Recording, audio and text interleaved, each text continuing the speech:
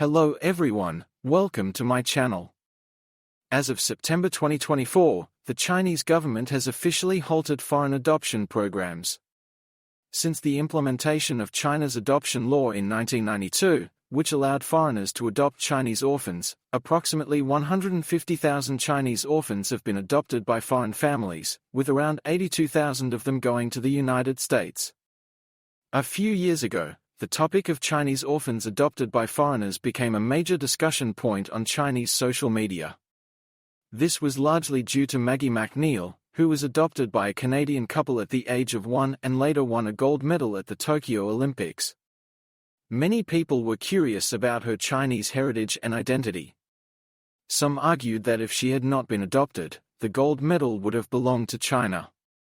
Others countered that if she had stayed in China, she might never have had the opportunity to become an Olympic champion. Later, Maggie publicly stated that she had no intention of returning to China to search for her birth parents, a stance that gained significant support from Chinese netizens. More recently, with the rise of TikTok refugees moving to Xiaohongshu, similar posts about adoptees searching for their birth parents have appeared on the platform. However, the comment sections are overwhelmingly advising against returning to China for a reunion. This reaction seems contradictory to the patriotic image of the Chinese people. Why is that? Today, let's discuss this issue. First, let's look at some statistics. According to Chinese media statistics from 2019, the majority of abandoned children in welfare institutions have serious illnesses or disabilities, accounting for 98% of all abandoned children. As of 2018, among the Chinese orphans adopted in the United States, approximately 88% were girls, and about 80% had congenital disabilities, impairments, or diseases. This data highlights the main reasons why these children were abandoned in the first place: gender and illness disability.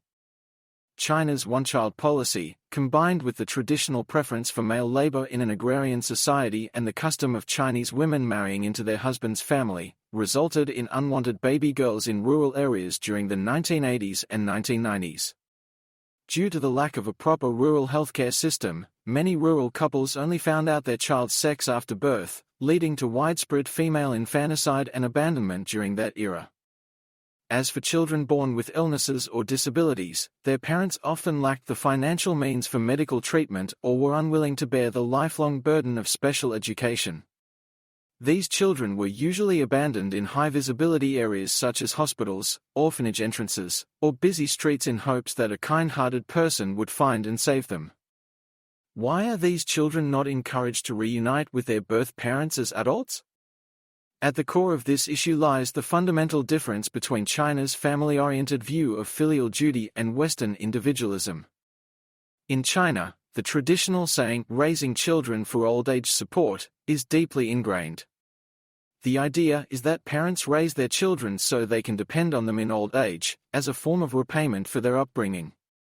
While this mindset is less pronounced in major cities, it remains deeply rooted in rural areas and small towns, where elderly retirement security is lacking. Additionally, the traditional preference for sons over daughters and the idea that women marry into another family have contributed to a culture where daughters are expected to financially support their brothers. Many parents in rural areas morally pressure their adult daughters to contribute financially to their families and help their brothers establish their own families, as male descendants are seen as the carriers of the family lineage, while daughters eventually belong to another family. On Chinese social media, countless women have spoken out against the gender bias and financial exploitation they experience from their birth families. Tragic outcomes of some reunions. There have been multiple cases in China where abandoned or trafficked children who later found their birth parents ended up in tragic situations. These cases serve as warning examples. Additionally, adoptees who were raised in Western, left-leaning societies are seen as more vulnerable to emotional manipulation by their birth parents, who may guilt-trip them into financial support or make unreasonable demands that create severe cultural clashes. Many Chinese netizens strongly believe that abandoning one's own child is an unforgivable act, regardless of the circumstances. They argue that these birth parents do not deserve to reconnect with a successful child raised abroad, and they reject the idea that these reunions should be celebrated or become media spectacles. As a result, there is strong opposition toward foreign-adopted Chinese children seeking out their birth parents.